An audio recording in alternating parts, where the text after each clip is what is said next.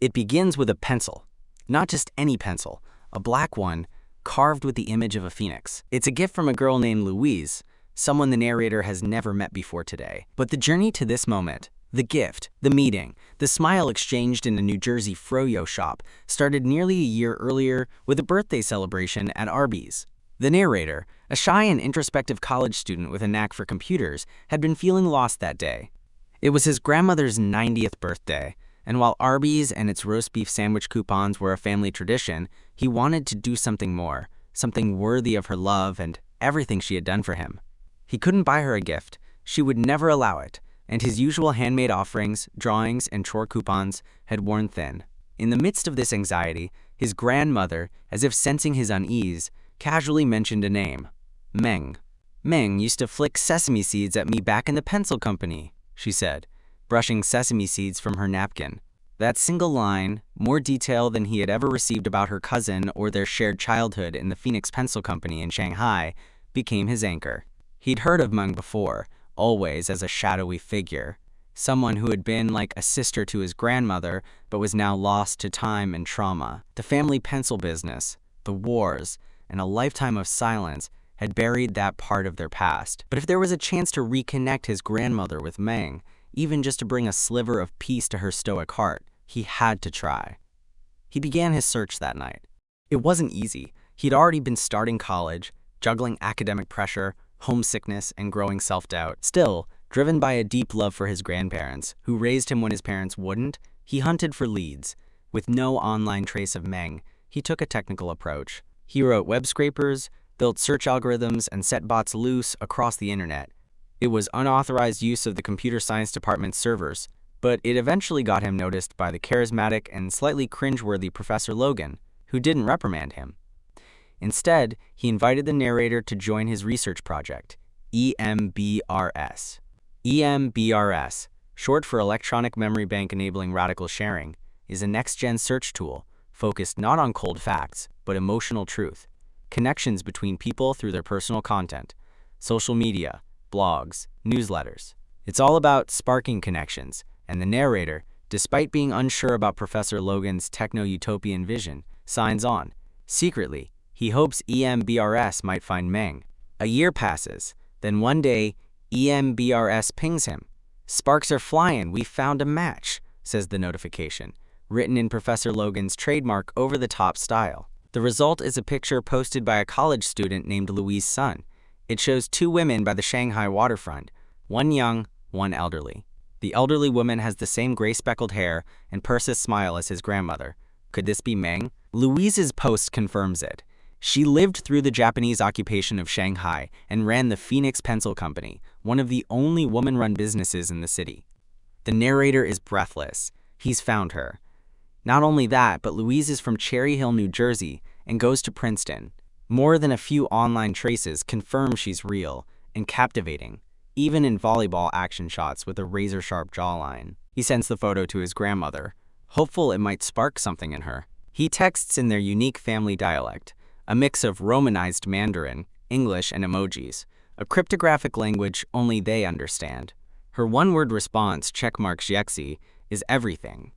Gratitude and recognition packed into a single emoji and syllable. Next, he reaches out to Louise. Her response is enthusiastic and immediate.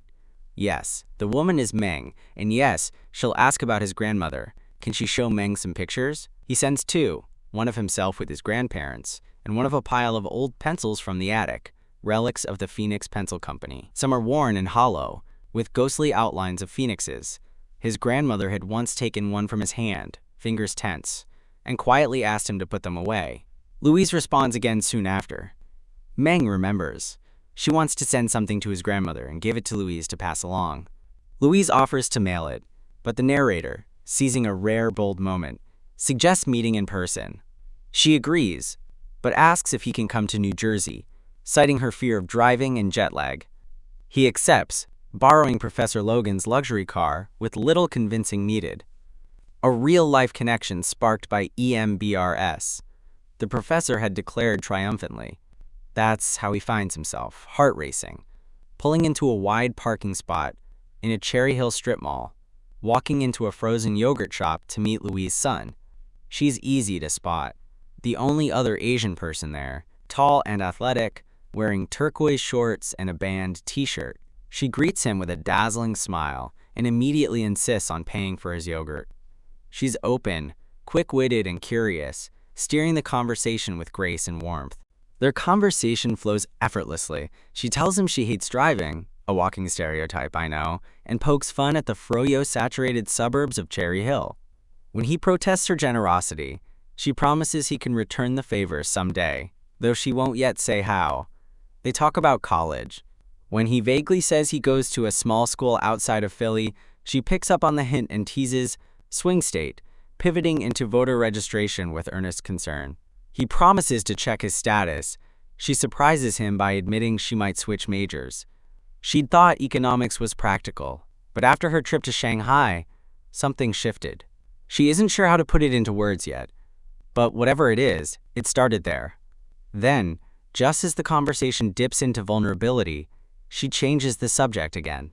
She hands him the pencil. It looks exactly like the ones from the attic. Black wood, unsharpened point, and a phoenix engraved at the end. A symbol of rebirth. A memory carved in wood. In that moment, the full weight of his journey hits him. This pencil isn't just a relic of the past. It's a bridge. It connects Louise to Meng, Meng to his grandmother to her lost childhood, and perhaps even himself to Louise. It's the culmination of a year of effort, code, failed leads, and stubborn hope. It's a gift, not just for his grandmother, but for him too. For a socially anxious, tech-inclined recluse raised by two remarkable grandparents, it's the rarest kind of victory, quiet, meaningful, shared. He doesn't know what comes next, what the pencil contains, what favor Louise might ask in return, whether this connection will deepen or fade. But he knows this. Something real has been sparked.